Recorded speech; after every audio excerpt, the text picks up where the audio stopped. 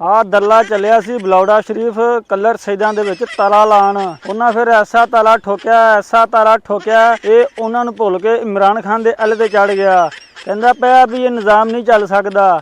ਤੂੰ ਪਹਿਲੇ ਇਸ ਨਿਜ਼ਾਮ ਦੇ ਕਿੰਨਾ ਖਿਲਾਫ ਸੈਂ, ਹੁਣ ਇਹ ਸਾਰਾ ਨਿਜ਼ਾਮ ਹਾਜੀ ਸ਼ਰੀਫ ਹੋ ਗਿਆ। ਤੈਨੂੰ ਮਾਮਾ ਪੰਜਾਬ ਦੇ ਵਿੱਚ ਜ਼ੁਲਮ ਜ਼ਾਤੀ ਹੋ ਰਹੀ ਹੈ, ਪੰਜਾਬ ਦੇ ਵਿੱਚ ਮਹਿੰਗਾਈ ਹੋ ਰਹੀ ਹੈ, ਪੰਜਾਬ ਦੇ ਵਿੱਚ ਕਰਪਸ਼ਨ ਦੇ ਗਪਲੇ ਵੱਜਦੇ ਪਏ ਨੇ।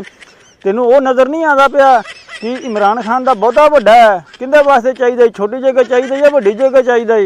ਤੂੰ ਬਗੈਰਤਾ ਇਹ ਆਪਣੀ ਸਾਫੋ ਦੀ ਦਲਾਲੀ ਕਰਦਾ ਫਿਰਦਾ, ਡੁੱਬ ਕੇ ਮਰ ਜਾ।